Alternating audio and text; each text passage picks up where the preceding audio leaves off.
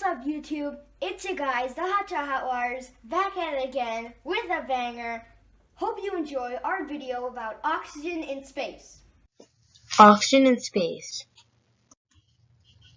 Why do we need oxygen? Without oxygen, we will have weakened cells and less immunity.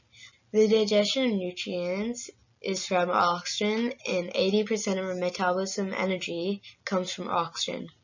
They use about 5 kilograms of oxygen every day, and there's 6 astronauts living on the ISS. Before 2007, astronauts sent compressed oxygen into space. It was great, except that it was way too expensive. Alternative to expensive compressed oxygen is OGS. OGS stands for Oxygen Generation System. OGS uses electrolysis to split 1 water molecule into 2 hydrogen molecules and 1 oxygen molecule. About 5.7 liters of water generates enough oxygen for a day on the ISS. The only drawback was that the released hydrogen was highly flammable. They might use plants in the future as a biodegradable life support system. Even though they would need many square feet of plants to have enough oxygen, it will be cheap, safe, healthy, and a sustainable way to solve this problem. They have tried using plants, but the rate of growth and microgravity were a few problems that they face. How do they deal with flammable hydrogen from the OGS?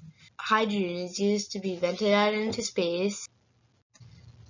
If they're using their water supply to create oxygen, how are they supposed to get the water back with only having hydrogen and carbon dioxide in the air?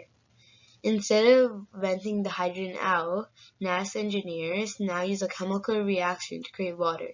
They combine excess CO2, carbon dioxide, and hydrogen to create methane and water. The methane is vented out to space. If they breathe out CO2, why do they separate the oxygen molecules and the carbon molecules to create more oxygen? This may happen on Mars from Moxie. Moxie stands for Exploring Mars by Making Oxygen. It works in place on Mars and is currently an experiment. Some facts about Moxie. It takes 300 watts. It's the size of a car battery. It creates about 10 grams of oxygen each hour, and it operates at 800 degrees Celsius.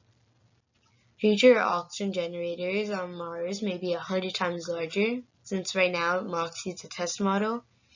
Moxie acts like a tree. It breathes in carbon dioxide and exhales oxygen.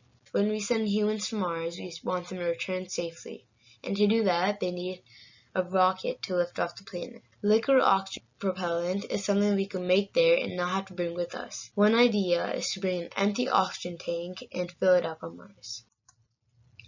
These are my references.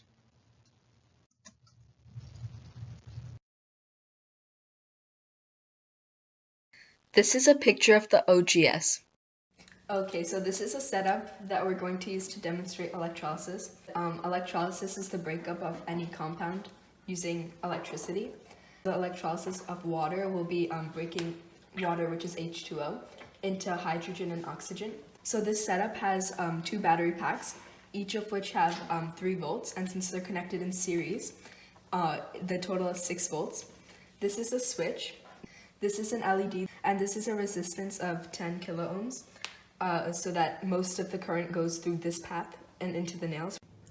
The red wire connects the positive side to this nail or electrode, which is the anode, and the black wire connects the negative side to this electrode, which is the cathode. So now we're gonna put them in water and see if the water gets broken down once we turn it on. We don't want them to touch, otherwise it'll short circuit. So yeah, now we'll turn it on and see what happens.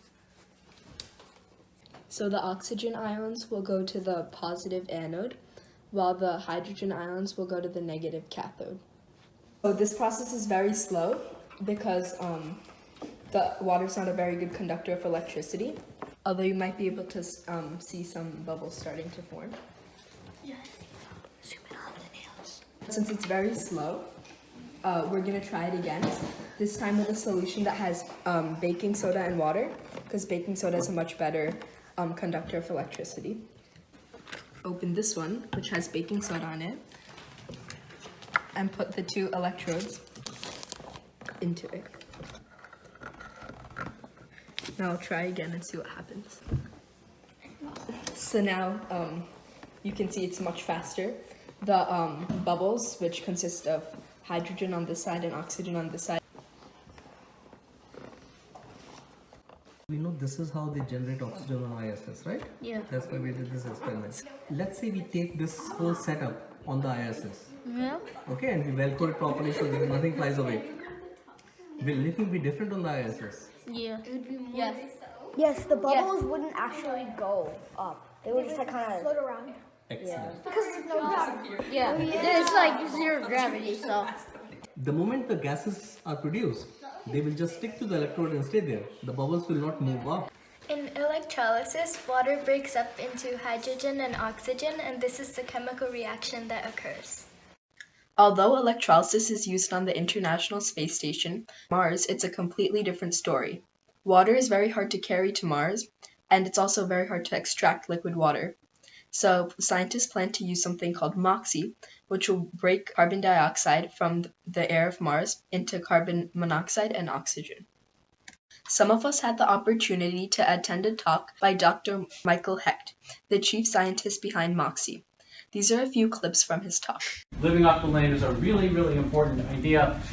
Certainly if we ever want to have a stable kind of community on Mars, and I'm not thinking cities and terraforming, I'm thinking of something like we do in Antarctica, where we have McMurdo Station, and there's a little town that's a research town.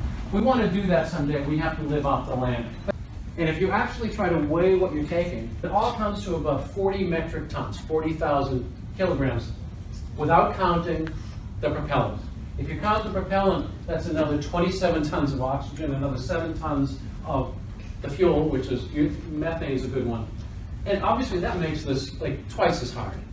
I'm worried about the 27 tons of oxygen. You can make it there.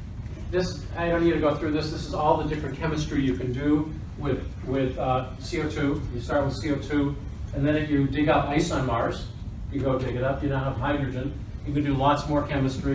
What we're interested in is keeping it simple, okay? There is CO2 everywhere. You land on Mars, you don't have to go anywhere. You don't have to dig anything up.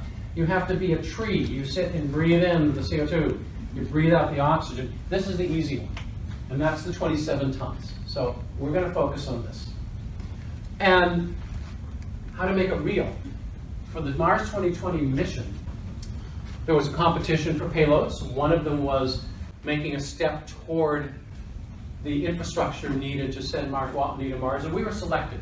Moxie was selected. New Mars rover will make oxygen. The instrument itself is being built at JPL.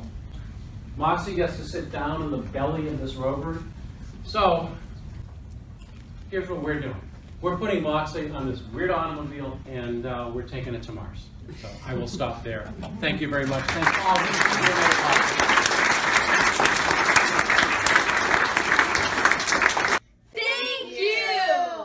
Thanks for watching, guys. Hope you enjoyed it. Please slam a like, subscribe, and hit that notification bell as hard as you can.